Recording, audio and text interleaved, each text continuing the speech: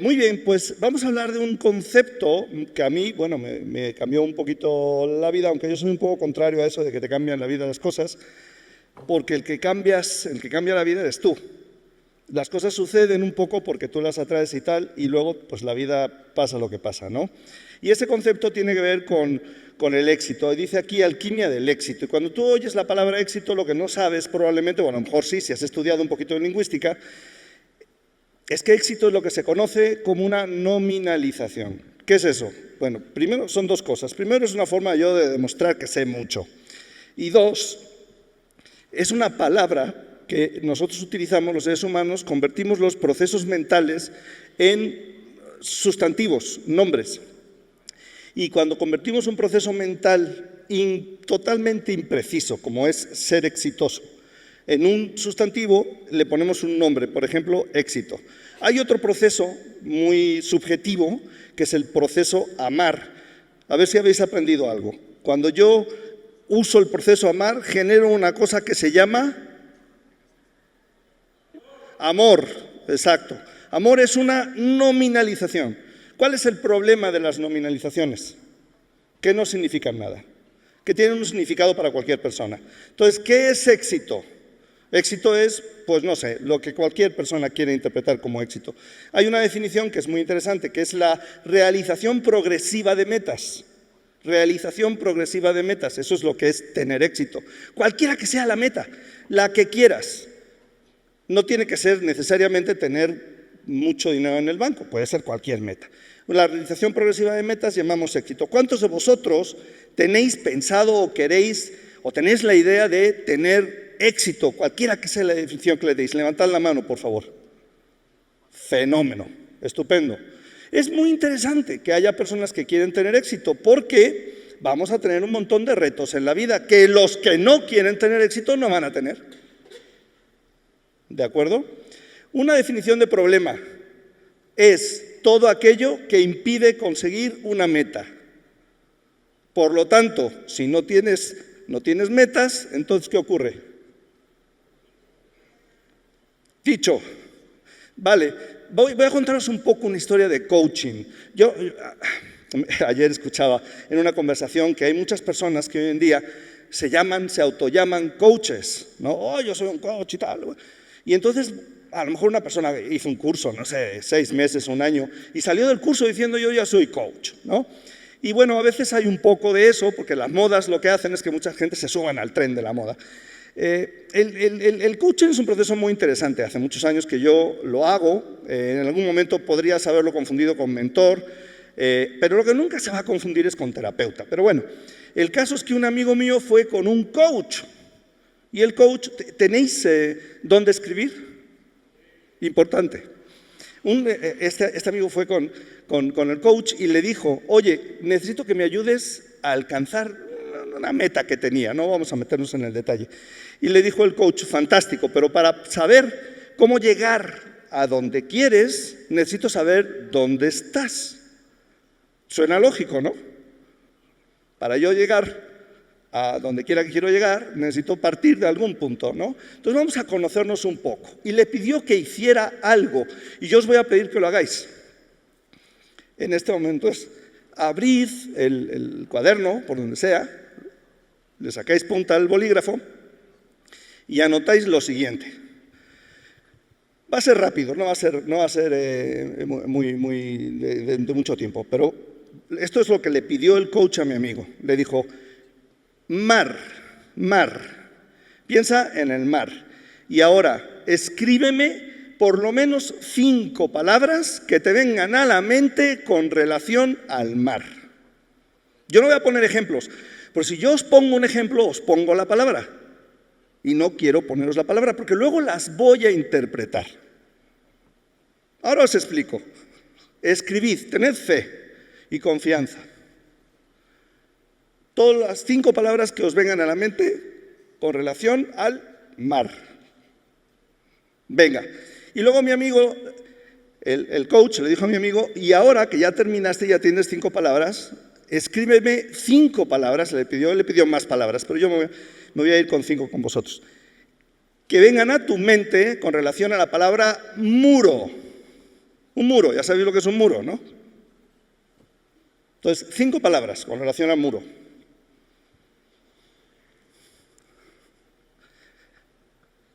Y después terminó con café, el líquido que se bebe. 5 palabras que os vengan a la mente con relación a la palabra café. Bueno, como este evento se llama Descúbrete, lo que sea que hayáis escrito va a servir para descubrirnos un poco mejor. Esto es un test de proyección. Con las palabras que tú escribiste con relación a esas 3 palabras, vamos a poder interpretarlas. Por ejemplo, ¿quiénes de vosotros, levantad la mano por favor, los que en el caso del mar escribisteis o pusisteis algo de las cosas que flotan? Por ejemplo, barco, yate. Qué feo. Bueno, no importa. Ahora no os voy a decir lo que significa. Lo voy a decir al final, porque así lo trajo el coach a mi amigo. Entonces, al final os voy a decir qué significa. Vamos a ver un poco cuál es una fórmula. Hace muchos años fui con un señor que se llama Tony Robbins. No sé si habéis oído hablar de Tony Robbins. Levantad la mano quien ha oído hablar de Tony Robbins. Bueno, Tony Robbins fue la primera persona a la que yo vi en un congreso, en un evento, en un seminario. Y bueno, me consiguió que me gastara los ahorros de 2 años en sus cursos. Así que creo que sí me impactó. Entonces, él nos enseñaba muchos de estos detalles que yo voy a compartir y que fue hace ya algunos cuantos años, pero a ver, pues siguen siendo perfectamente vigentes, ¿no? Porque la vida es así. Pero vamos a hablar de una fórmula que me enseñó en ese momento y que yo tengo el atrevimiento de haber mejorado un poco, que tiene que ver un poco con las soft skills. Pero antes vamos a analizar un poco el factor suerte. ¿Por qué el factor suerte? Porque los seres humanos tenemos una cosa que se llama sesgo egocéntrico. Tendemos a pensar, aquí tengo muchos ejemplos, a lo mejor no los leo todos, pero tendemos a pensar en que las cosas tienen que ver única y exclusivamente con nuestro beneficio. Os voy a contar un experimento, seguramente lo conocéis. Se hizo una medición de una persona atravesando un paso de cebra en Estados Unidos, se hizo, en un momento algo inoportuno. Es decir, cuando tú vas a atravesar un paso de cebra en Europa, yo creo que en México, la Ciudad de México ni lo intentes, pero en Europa, cuando tú vas a pasar un paso de cebra, los coches se detienen, porque si no se detienen, tienen multa. No semáforo, paso de cebra. En Estados Unidos a lo mejor es exactamente igual, no tengo la idea, pero el experimento funcionaba así. Entonces, pusieron en un paso de cebra. ¿Qué significa inconveniente? A ver, si yo me detengo, y así te lo enseñan, en el paso de cebra, y veo a un lado y veo al otro y veo que no viene nadie, pues porque es temerario que porque en el paso de cebra se detienen los coches, echarte a andar sin ver. Es temerario, te van a atropellar, ¿no? En cualquier lado. Entonces, hicieron un experimento en donde alguien de manera temeraria se metía en el paso de cebra para ver cómo reaccionaban los coches que venían por la avenida.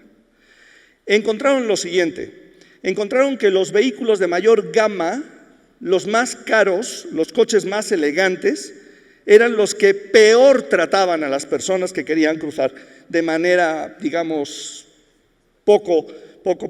muy atrevida, no sé si me explico. Mientras que los vehículos de poco nivel, de menos coste, de más antigüedad, eran mucho más respetuosos con las personas que estaban pasando. ¡Qué interesante! Resulta que los que tienen dinero son unos verdaderos hijos de puta.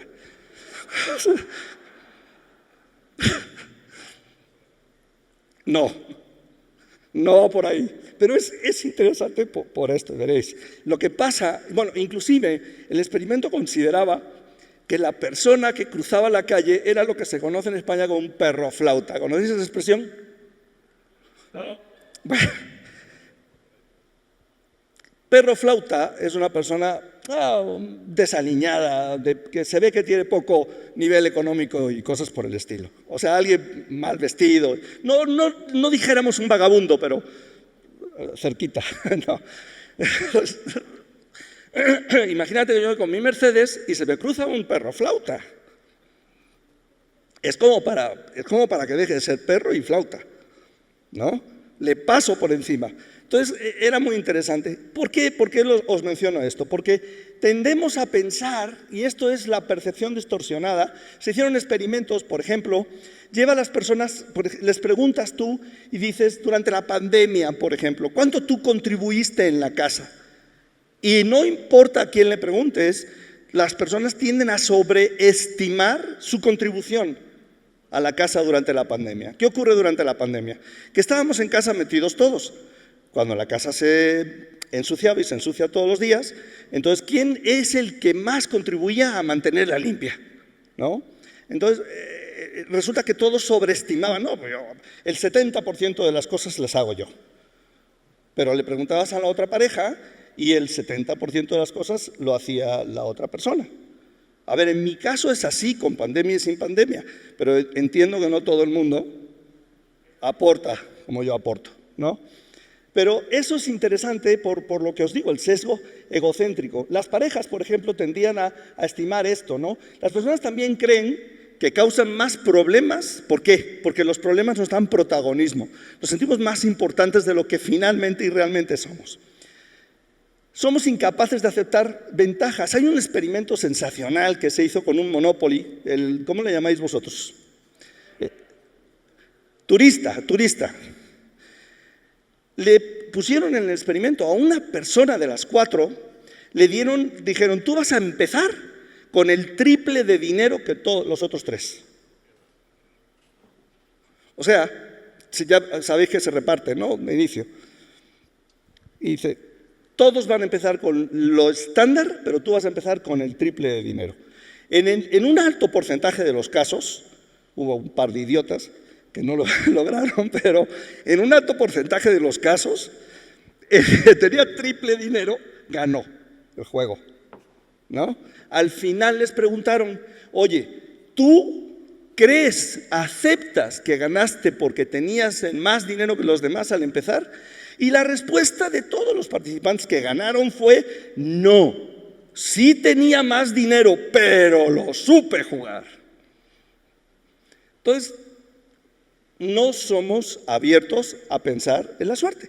Y eso le pasa a las personas que llevan un Mercedes y se les atraviesa un perro flauta.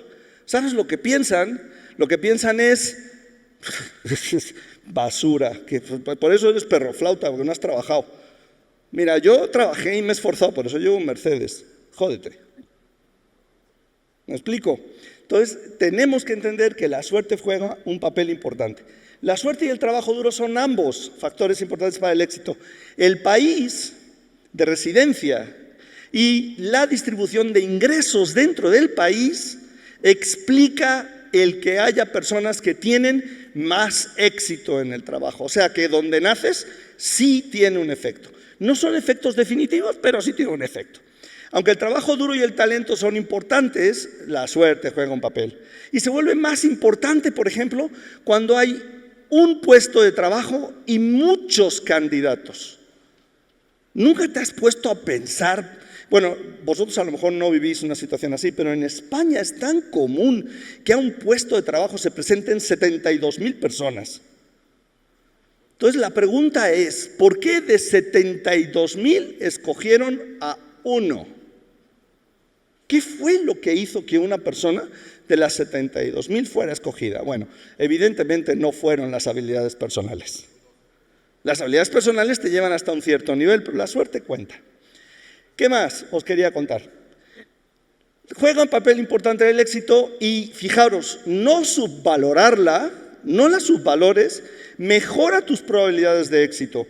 Ignorar las rachas de éxito hace más fácil justificar nuestra situación en la sociedad, nos permite explicar mejor dónde estamos, pero la realidad es que cuenta. En un experimento que se hizo, cogieron un grupo de personas y a uno de ellos lo nombraron todas de las mismas habilidades, de las mismas aptitudes, del mismo coeficiente intelectual, y a uno lo nombraron jefe. Y luego le pidieron a otras personas, oye, ve y distribuye estas galletas entre este equipo de trabajo, porque están realizando un trabajo, dales estas galletas para que, hombre, pues tengan un pequeño refrigerio, ¿no? ¿Qué creéis que pasó con los jefes? Tuvieron más galletas. ¿Por qué tuvieron más galletas? ¿Porque eran más inteligentes? ¿Porque eran más hábiles? ¿Porque eran mejores? No, porque eran los jefes. Entonces eso, ¿cómo lo llamamos? ¿Habilidad o suerte? Una pregunta, ¿cuántos de vosotros pensáis que sois más aptos, hábiles o preparados que vuestro jefe? Levantad la mano. Pocos valientes. De los que tenéis la mano levantada, ¿quiénes tenéis el jefe al lado? Un valiente. Que sepáis que puede ser. Lo que los hace jefes no necesariamente es que sean mejores. Hubo un montón de cosas, ¿no? La perspectiva distorsionada de los líderes exitosos puede llevarlos a menospreciar a los menos exitosos. Si no te das cuenta de la suerte como un factor esencial, puedes pensar que tú eres mejor y no eres mejor. O a lo mejor sí, pero no necesariamente. Entonces, el hecho de que tú tengas más éxito no necesariamente indica que los demás son más tontos. Puede ser, pero no necesariamente es. ¿De acuerdo? Conclusión. Una de las cosas que yo he aprendido en la vida, y hay muchas personas que compran los libros de Bill Gates, Steve Jobs, 3 películas de Steve Jobs, Dios mío, tan interesante era su vida. Y pues sí, es una vida interesante, pero no vamos a ser ni Bill Gates, ni Steve Jobs, ni por ejemplo Warren Buffett, ni Amancio Ortega. ¿Por qué no vamos a ser ninguno de ellos? Ni quiero ser pesimista, sino preciso. No vamos a llegar a tener las fortunas que ellos tienen, porque para empezar, no tienen ni puñetera idea por qué las tienen. No tienen ni idea. Tú pregúntales, oye, ¿por qué tienes tanto dinero? Bueno, trabajo duro y esfuerzo. Ajá. Has de ser el único en el planeta Tierra que trabaja duro y se esfuerza. No. Entonces, otra cosa que yo he encontrado, que hay una fórmula, y es la que quiero compartir esta tarde con vosotros, para lo cual tengo 28 minutos, espero que me alcance. La fórmula es la siguiente: energía potencial más, o sea, éxito, E de éxito, ahí la tenemos, E de éxito es igual a energía potencial más coeficiente de suerte, como ya os he comentado. ¿Y por qué insistí tanto en la suerte? Porque es lo único que las personas no tomamos en cuenta, ¿no?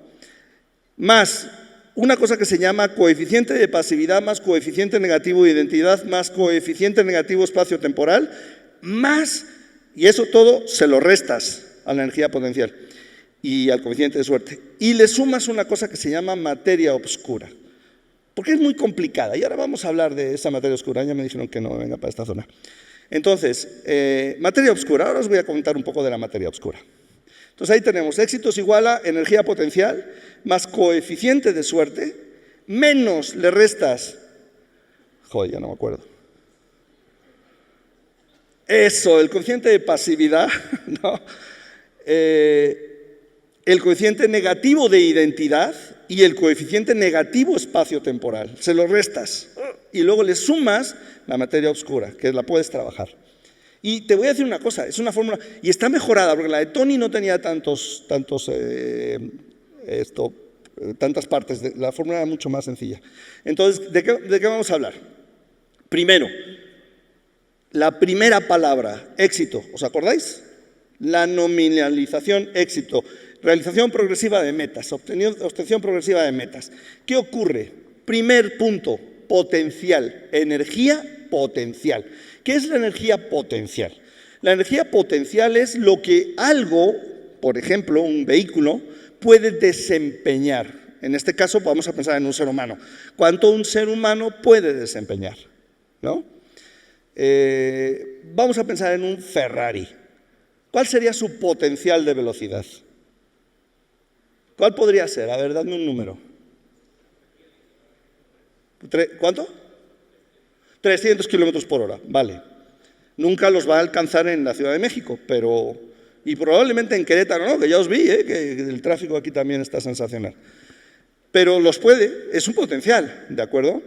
Ahora, tú no le pides a un, no sé, un coche más modesto, como por ejemplo, ¿cuál sería aquí un coche modestito? El Nissan, ¿no? No le pides a un Nissan que compita en velocidad con un Ferrari, porque el potencial del Nissan no son 300 kilómetros por hora. Entonces, las cosas funcionan en base al potencial de las cosas. Tú no le pides a una televisión de 2 altavoces que suene como un 5.1 surround, porque no puede. No te enojas y dices, por Dios, qué asquerosa televisión, 2 altavoces, pues así la compraste, ¿no? Es potencial. ¿Qué ocurre con el potencial? El potencial que nosotros tenemos como seres humanos, ahora lo vamos a analizar, ¿cuál podría ser? Ahora lo vamos a analizar. ¿Qué ocurre? Todo lo que las cosas o personas hacen es en relación a su potencial. Entonces, potencial determina las acciones. Las acciones que generan resultados.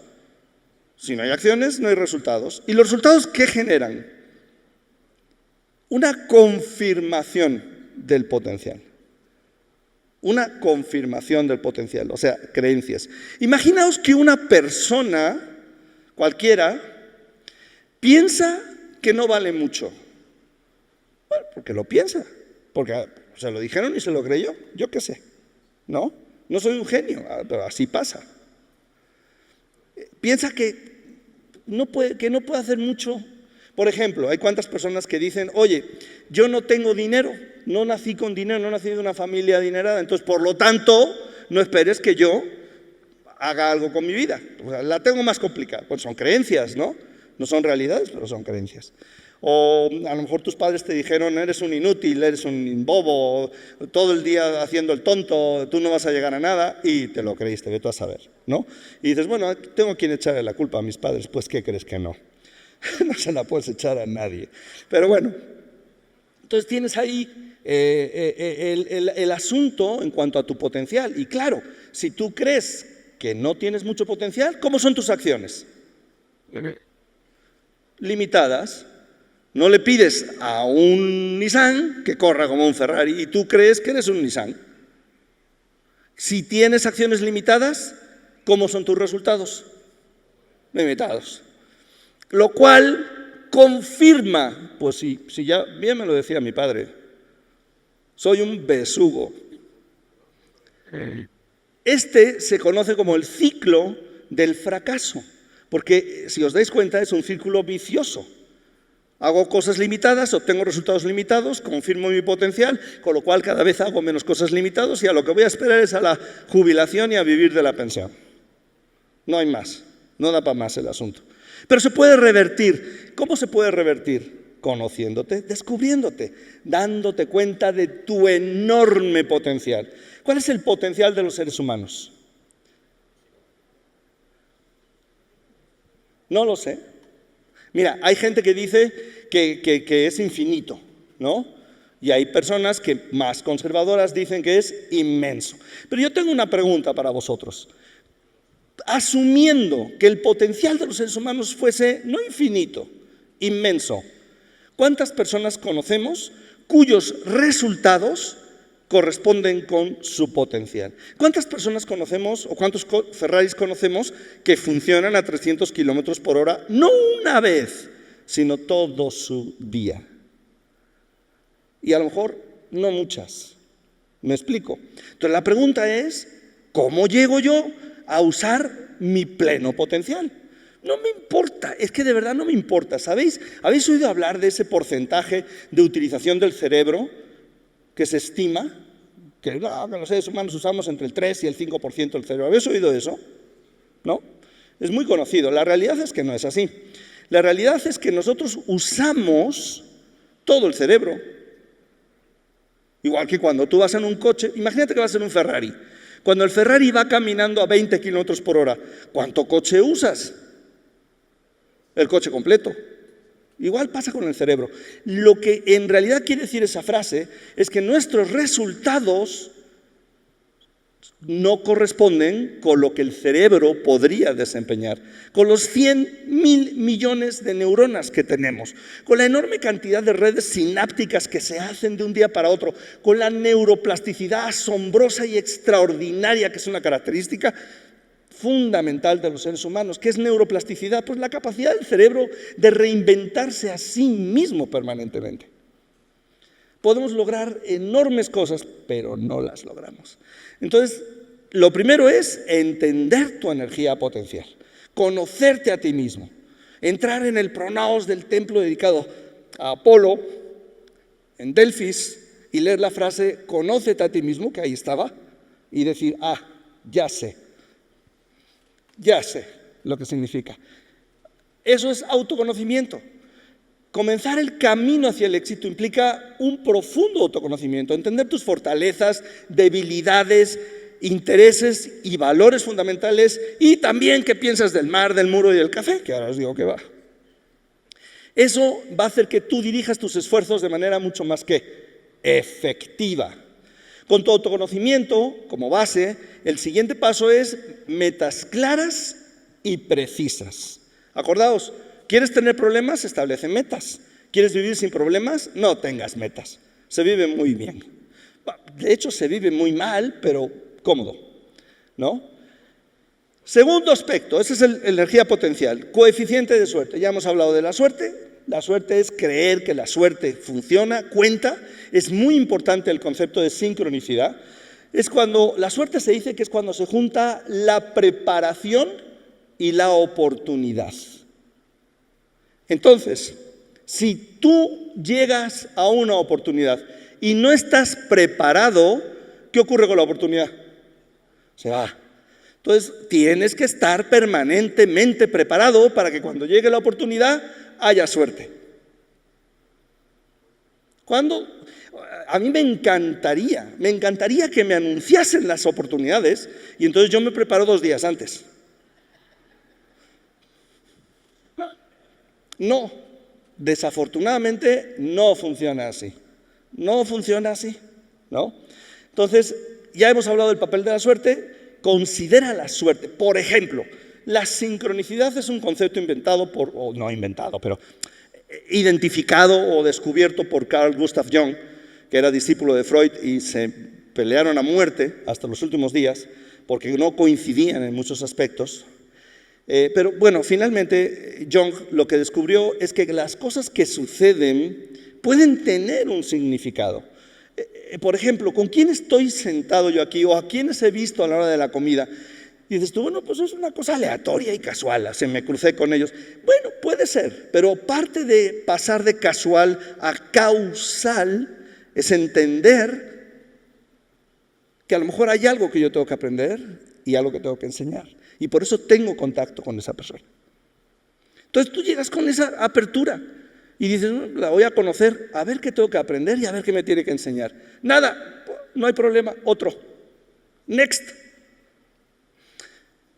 Pero, ¿estás preparado para cuando llegue la persona correcta? Os cuento un experimento sensacional, divertido. Cogieron a un grupo de personas y les dijeron, oye, ¿tú cómo te consideras? Afortunado, vente para acá. ¿Y tú cómo te consideras? No, desafortunado, pues tú vente para acá. Suertudos y no suertudos, pero en función de su autoapreciación, autoevaluación, ¿vale? Bien, había un recorrido por unas calles perfectamente preparado y había unos billetes de $20 puestos en el suelo, en lugares más o menos ocultos, pero visibles. Y llegando al restaurante, iban a llegar a un restaurante, se iban a sentar en la mesa que escogieran, la que fuera, la que te guste, llegas a la que sea. Y en las mesas había personas preparadas para establecer contacto contigo si te sentabas cerca de ellos. Eran parte del experimento. El propósito de ese contacto era que te ofrecieran una oportunidad de negocios única después de una conversación casual. Pero estaba preparado. ¿Qué ocurrió con los suertudos? Y por increíble que os parezca, la mayoría de los suertudos, no todos ciertamente, pero la mayoría encontró los billetes de $20.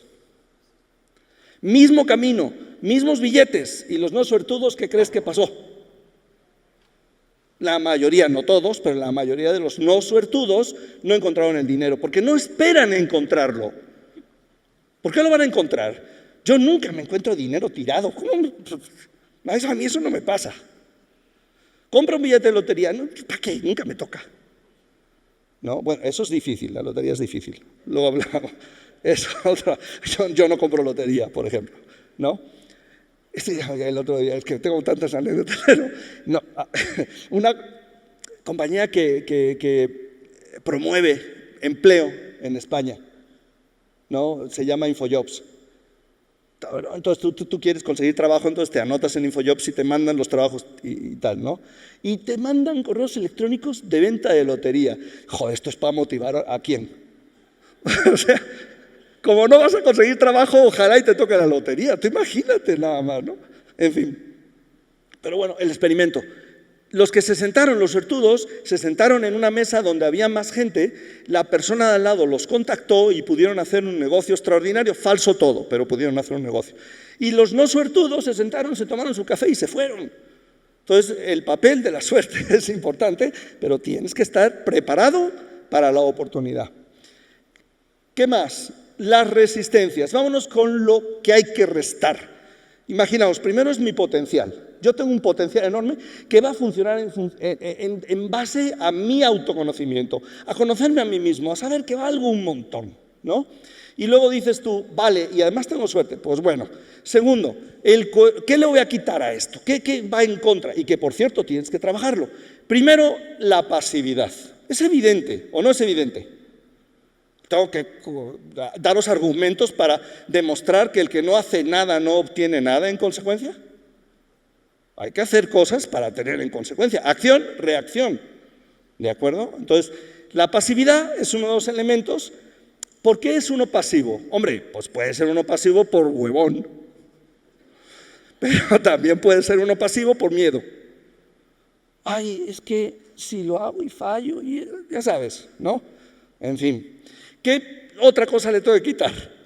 El coeficiente negativo de identidad, que son las creencias negativas acerca de mí. Yo soy malo. Yo le pregunto a la gente muchas veces, ¿para qué eres bueno?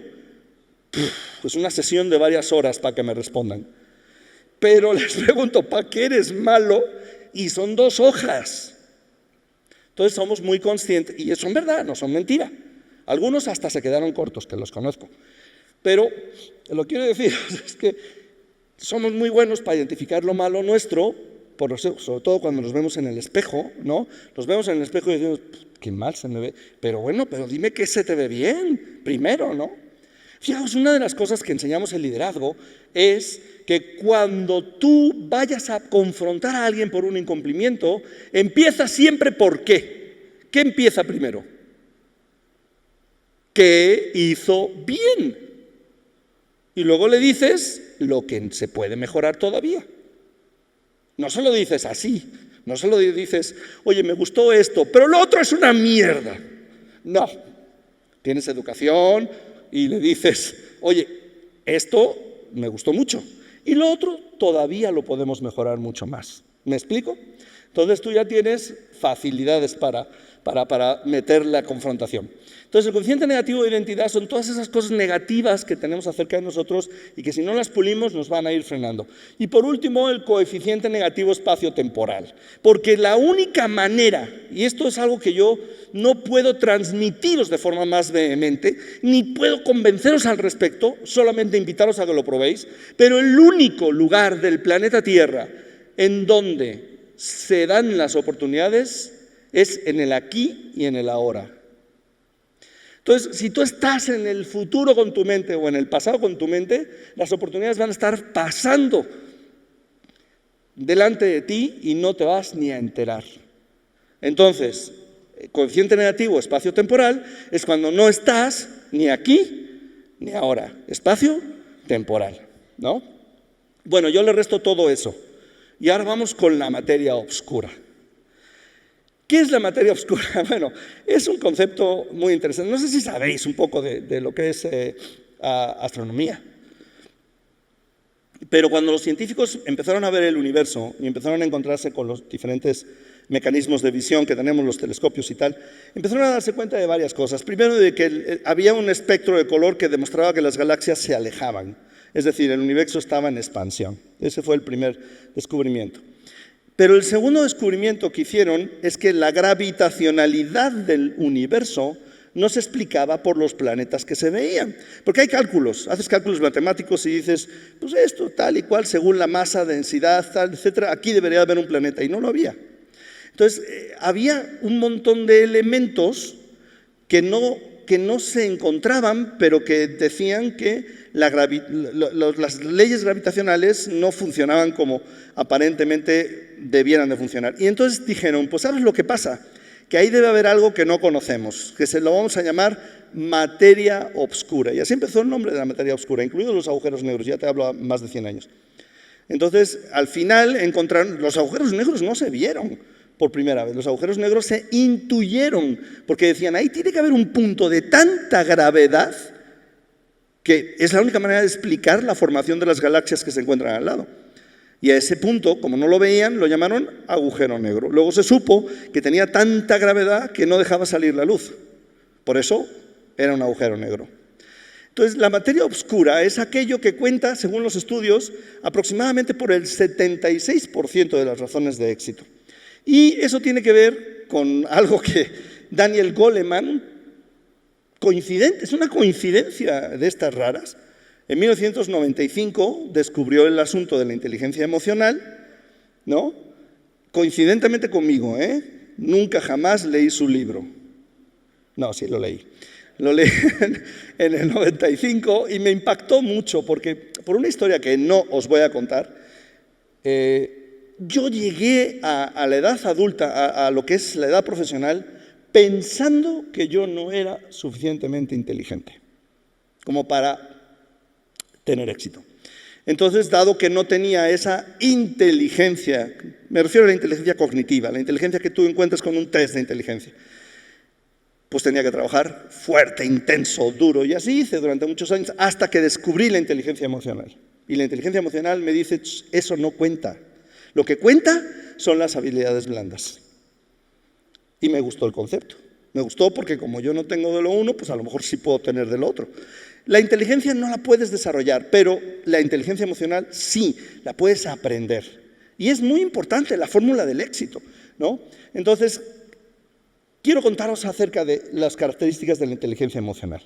Las soft skills se llaman así, se llaman habilidades blandas, a diferencia de las habilidades duras o hard skills, porque las habilidades duras tienen una cosa que se llama certificado académico, mientras que las habilidades blandas tienen una cosa que se llama resultados de vida. Nadie te puede dar un curso diciendo, eres simpático y lo certifico. No existe. Existe el eres simpático y eso es lo que yo creo. Y ojalá y los demás también lo crean, ¿no? Pero no hay una forma, o por ejemplo, eres un gran comunicador. ¿Y dónde? Hicieron un análisis de sangre y resultó que el antígeno de la comunicación salió positivo. No. Entonces, las habilidades blandas no tienen más que una cosa en la vida, que son resultados. Resultados de todo tipo, no económicos nada más, sino relaciones, resultados de liderazgo, resultados de comodidad, resultados de felicidad. Esas son las habilidades blandas.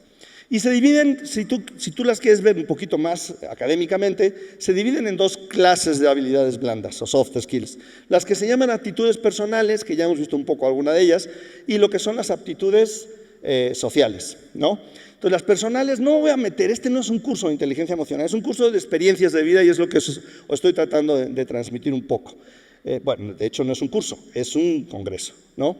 Pero enseñaros nada más así, muy por encima, seguramente lo conocéis mejor que yo, que las personales son autoconocerse, autoconocimiento, saber en qué eres bueno o buena, en qué no eres tan bueno y buena y tienes que trabajar en ello, cuáles son tus virtudes, confianza en ti mismo, intuición.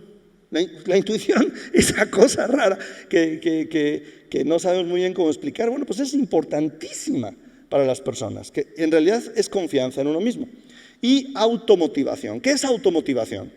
Automotivación es lo que nos enseñó Gilberto en la mañana, que es que te pasa algo, como a todos, porque la vida es así, eso no consuela, pero sucede, y entonces tú sabes cómo levantarte. No quiere decir que no haya otras personas al lado dándote palmaditas en la espalda, pero no dependes de esas palmadas en la espalda para salir adelante. Y eso es automotivación. Y luego, en las habilidades sociales está la famosísima empatía, que tiene que ver con entender cómo los demás se sienten y tomar en cuenta esos sentimientos, ¿no? Y las habilidades sociales, que tienen que ver con cómo yo me comunico con los demás, que también me integro en los equipos de trabajo, qué tan hábil o útil o dispuesto estoy a la cooperación, a la innovación, a los cambios, ¿no? Oigo a muchas personas que dicen, no, yo es que los cambios me desorientan. Bueno, pues es algo en lo que tienes que trabajar. No tienes un problema, tienes un objetivo. ¡Objetivo! Trabajar mis habilidades de cambio, porque los cambios están presentes en todos en el mundo, ¿no? En un mundo cada vez más competitivo, las soft skills se han convertido en la clave, creedme, la clave para destacar. Y por supuesto, estas habilidades permiten adaptarse a los cambios, resolver problemas de manera creativa, liderar equipos de manera efectiva. Decía Gilles Payou, que era un filósofo francés, decía, liderazgo, ¿qué es liderazgo? Y es la definición que más me ha gustado. Crear un mundo al que los demás quieran pertenecer. Crear un mundo al que los demás quieran pertenecer. Entonces, ¿son importantes? Pues sí, muy importantes las soft skills. ¿Por qué? Porque son el 76%. Los que tienen soft skills hacen varias cosas. Fijaos, yo tengo un cuestionario que mide el coeficiente emocional y es uno de los mejores cuestionarios que yo conozco. A lo mejor es porque yo lo he hecho, pero es bueno el condenado cuestionario. Y una de las cosas que mide es qué hace la gente, ¿no? Que tiene inteligencia emocional alta. Bueno, una de las cosas que la gente que tiene inteligencia emocional alta hace es pedir ayuda. Pedir ayuda. Y a veces hasta a Dios. Pedir ayuda a Dios. Increíble, ¿no? Pero ayuda.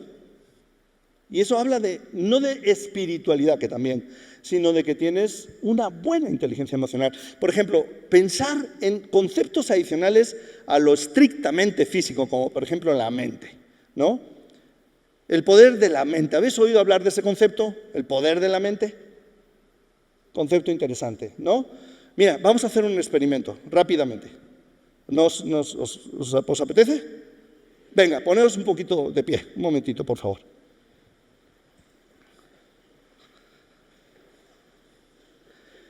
Bien, lo primero que vamos a hacer es poner las manos, las dos manos, aquí, esto lo voy a poner por aquí en el bolsillo.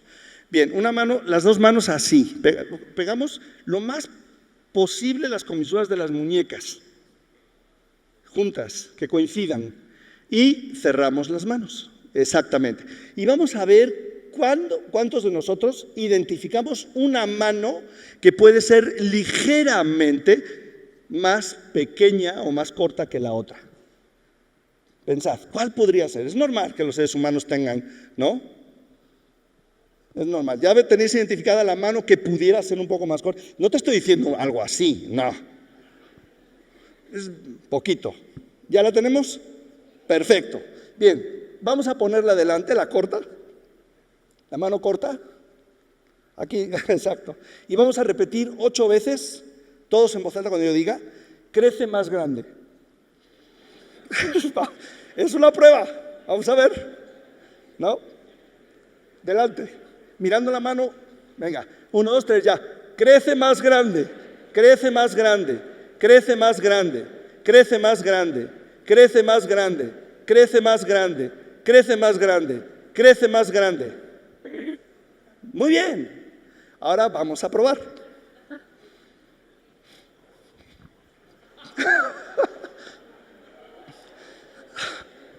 ¿Qué tal?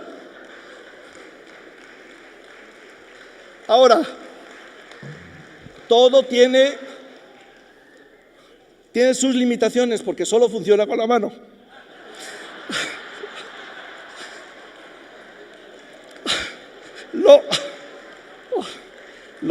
Lo siento. Bueno, es que si funcionara con más cosas ganaría mucho más dinero, digo, no te quiero ni contar. No, espera. Ahora vamos a dejarlo como estaba. Vamos a poner la mano que ha crecido La ponemos delante y vamos a regresar a donde estaba, porque quiero que os quedéis igual, ¿no? 8 veces también regresa a lo normal, ¿vale? Venga, 1, 2, 3. Regresa a lo normal, regresa a lo normal, regresa a lo normal, regresa a lo normal, regresa a lo normal, regresa a lo normal, regresa a lo normal, regresa a lo normal. Vamos a medir otra vez.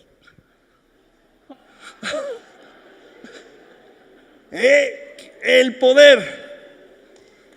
Muy bien, damos un fuerte aplauso. Vale, y por último, ¿qué significan las palabras? Lo que os he querido transmitir es que esa fórmula de suerte funciona, pero funciona así, solo sí que la llevas a la práctica. La llevas a la práctica. Fijaos, 10% de la gente que compra un libro lo lee y 10% de ese 10% lo aplica. Y esto no es estadística del último año, es estadística de la humanidad. Así que sed parte del 1%.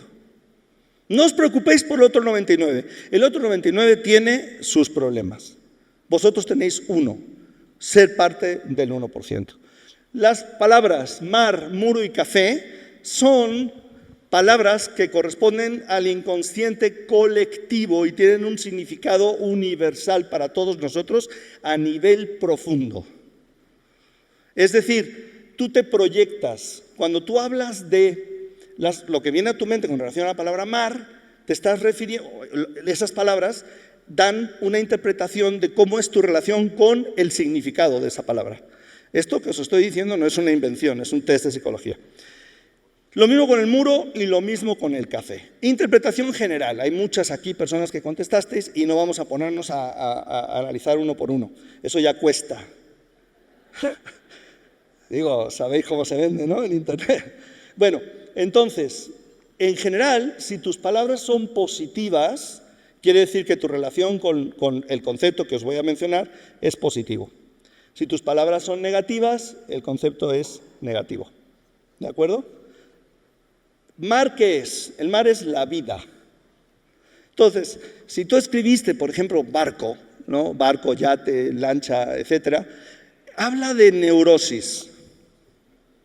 Porque lo que estás diciendo es que necesitas algo externo para mantenerte a flote. Cuanto más grande el utensilio, más grande la neurosis. Así que lo que escribisteis, transatlántico, lo lamento. Luego, rápidamente, porque ya me toqué ir. Muro. ¿Qué es el muro? El muro es la muerte. Hay muchas interpretaciones de la muerte muy interesantes. Como decía en la mañana Gilberto, nosotros sabemos algo con seguridad y es que nos vamos a morir. Pero, ¿cómo afrontamos ese proceso? Y desde ya os digo, no le tengáis miedo. Desde ya os digo. Y a lo mejor estáis muy lejos, pero nunca le tengáis miedo. Hay personas que ven ventanas en el muro. ¿Quién ha visto ventanas en el muro? ¿Crees en el más allá? No sé si sea verdad, a lo mejor a nivel profundo crees, porque la ventana indica que eres capaz de ver del otro lado. Hay muchas cosas interesantes. El café. ¿Qué es el café? El sexo. Vida, muerte, sexo. Entonces, si no te gusta el café, siempre hay oportunidad para probarlo.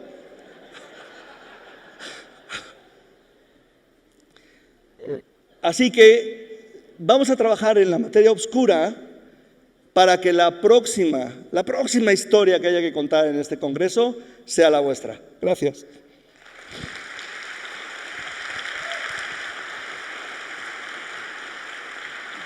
Creo que hay una posibilidad de preguntas. Si queréis hacer alguna pregunta, a ver a quién es el atrevido, ¿eh? Sí. Hola, un gusto. Daya Rebolledo, soy coach profesional y mi pregunta es referente a los cambios. Ajá. ¿Cuáles son los soft skills que tú recomiendas o que ves más frecuente, que es clave desarrollar para adaptarte a los cambios efectivamente? Vale. Primero, tienes que entender que el cambio es un proceso de costumbre, es un proceso de una red neurológica, red neuronal. Es decir, que una vez que la construiste, y la construiste en algún momento de tu pasado, es decir, la conducta, vamos a ver, la conducta que hay que cambiar, ¿no? Esa conducta que hay que cambiar es un proceso neurológico que se desata con un gatillo. ¿De acuerdo? Entonces, ¿qué pasa? Que cuando eso ocurre, te voy a poner un ejemplo. Imagínate que conociste a alguien hace muchos años con quien tuviste una relación muy intensa. Muy intensa. Y entonces esa relación intensa por algún motivo no llegó a más, pero fue intensa. Y usaba una colonia o un perfume, o como quiera que le llaméis, específico. Y te quedó a ti el olor. Y tú sabías que cuando estabas sentada y algo de espaldas olía así, era esa persona.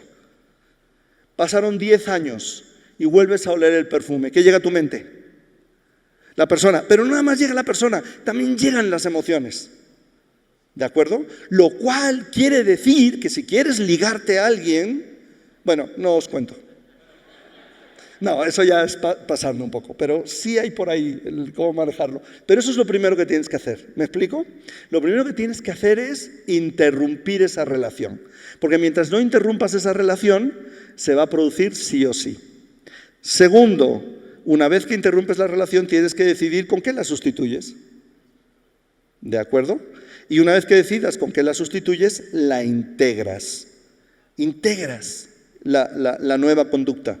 Pero no, las nuevas conductas no entran sobre las viejas. Esa es una de las claves del cambio. Cuando yo trabajo en cambio organizacional, el problema que tienen las organizaciones es que quieren meter lo nuevo sobre lo viejo, sin romper. Un error enorme. Por ejemplo, no trabajan en soft skills en los mismos gerentes que usaban las herramientas anteriores. Entonces, cuando llegan las herramientas nuevas, no van a funcionar, las van a rechazar y van a caer en el síndrome de ya lo hemos intentado antes y no funcionó. Por ejemplo, ¿no? Entonces, esos 3 pasos. Rompe el patrón. ¿Cómo se rompe? Ahora te explico, es que tendría mucho más tiempo, pero rompes el patrón con, un ejemplo, la sorpresa. La sorpresa rompe los patrones. ¿Por qué? Porque te cambia totalmente, ¿no? Haz algo sorpresivo, haz algo diferente. Por ejemplo, piensa en la palabra no, ¿no? Entonces, cada vez que tú te dices en la cabeza, no quiero hacer esto, ¿qué ocurre? Lo haces. Entonces, yo, por ejemplo, si yo os digo a todos vosotros, por favor, no penséis, por favor, os lo pido con toda mi alma, no penséis en el color azul. ¿Qué pensasteis? Entonces eso pasa con las negaciones. Entonces no te lo niegas, rompes y luego decides con qué y luego lo implantas. Y cuando lo implantas, solamente se implanta viviéndolo, haciéndolo, pero ya no sobre la base vieja. Cuanto más lo hagas, más te lo crees. Como decía Tony Robbins, fake it till you make it. Y esa es la clave, insistir, pero no sobre lo viejo, sino lo viejo ya barrido, eliminado, ¿no? Igual te dejé peor de lo que estabas cuando. Dime.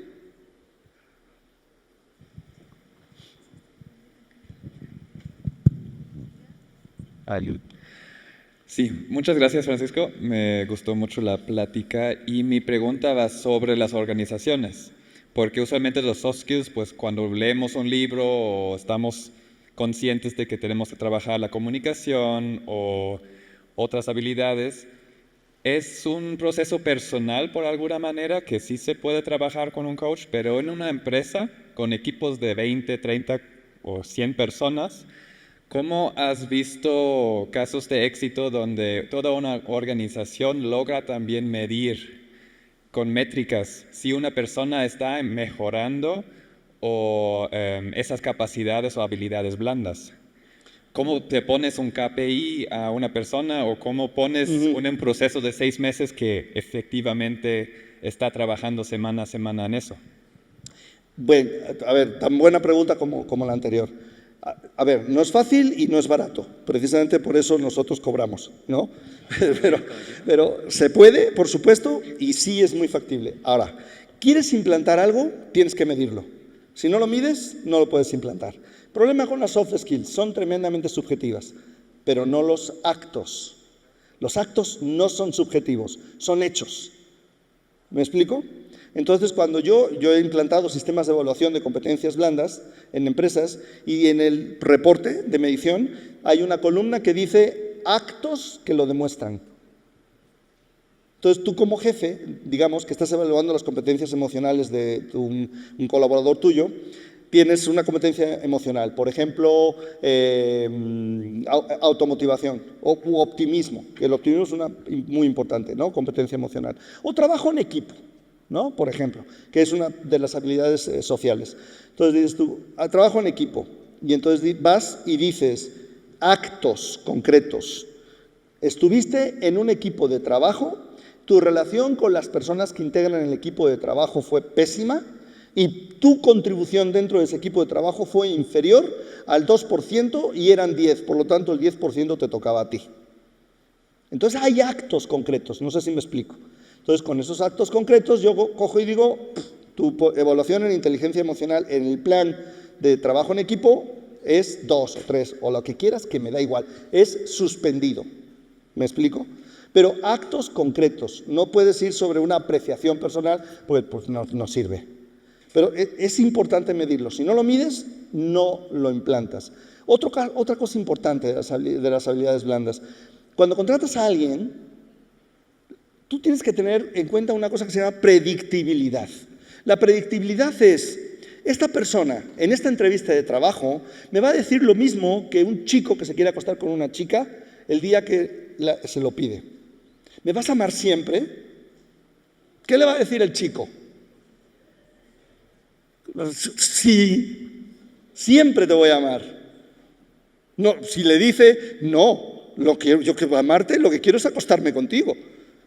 Creo que no le funcionaría el asunto, ¿verdad? Entonces, cuando tú estás en una entrevista de trabajo, no me importa lo que te pregunten, ¿qué vas a contestar? Sí a todo, ¿no? Predictibilidad es saber que efectivamente cuando esté la situación de conflicto, la situación de presión, la situación de conseguir metas intensas, me vas a responder. Y para saberlo, necesito saber tu coeficiente emocional. Entonces, en las entrevistas de trabajo, lo más importante es saber si la persona tiene un coeficiente emocional elevado. Si no lo tiene, se le puede entrenar. Se le puede entrenar. A lo mejor sus aptitudes técnicas son únicas y exclusivas. Entonces, vale la pena contratarlo, pero con la salvedad de que te voy a entrenar en inteligencia emocional. Hace muchos años, esto es una anécdota personal, yo era muy bueno en lo que hacía, muy bueno en lo que hacía, técnicamente hablando. Pero un sábado estaba con mi jefe, el sábado fue cuando me llamó, pero el lunes me dijo, el domingo que viene, no, el lunes tienes un diagnóstico para una empresa tal y cual. Y yo tenía la posibilidad de escoger a las personas que me iba a llevar al diagnóstico. Yo era vicepresidente de análisis en la empresa. Entonces me dice, ¿a quién quieres que lleve? Yo sabía de 4 chavales que eran buenos en lo que hacían, ¿no? 3 hombres y una mujer. Dije, pues este y este, tal. Me llama el sábado, mi jefe, Larry Cook. Y me dice, Paco, necesito hablar contigo. Dime, Larry. De los 4, 3 vinieron a renunciar antes que irse a trabajar contigo. Creo que tengo que trabajar en inteligencia emocional. Y fui y compré un libro que se llama Cómo ganar amigos e influir sobre las personas. Y me cambió. ¿Qué no me cambió? Yo cambié porque ya lo venía fraguando, ¿me explico? Pero 2 aspectos importantes. Mídelo a la entrada y mídelo durante el progreso. Trabajo en equipo, por ejemplo. La gente cree que el trabajo en equipo se da solo. No, el trabajo en equipo se da cuando lo premias y lo castigas cuando no lo hay. Porque yo le pregunto a las empresas, ¿es importante el trabajo en equipo aquí en tu empresa? Y dicen, ¡claro! ¿Cuándo fue la última persona a las que despediste porque no es capaz de trabajar en equipo? Pues entonces no es importante. ¿Es importante usar el cinturón de seguridad? Sí. ¿Qué pasaría si no multaran? ¿Cuántos lo llevaríamos? Entonces, sí, las habilidades blandas hay que trabajarlas en las empresas. Y sí se puede, ¿no? Espero haberte contestado. Muy bien, pues ya se nos acabó el tiempo. Muchísimas gracias. Ha sido un placer estar con vosotros. Muchas gracias, Francisco. No te vayas. Espéranos un momentito en el escenario. Vale. Sí. Gracias, Francisco. Vamos a invitar a Héctor Hernández al escenario para que te dé nuestro agradecimiento, reconocimiento de parte de todo el equipo de Descúbrete y de Querétaro. Bienvenido a México.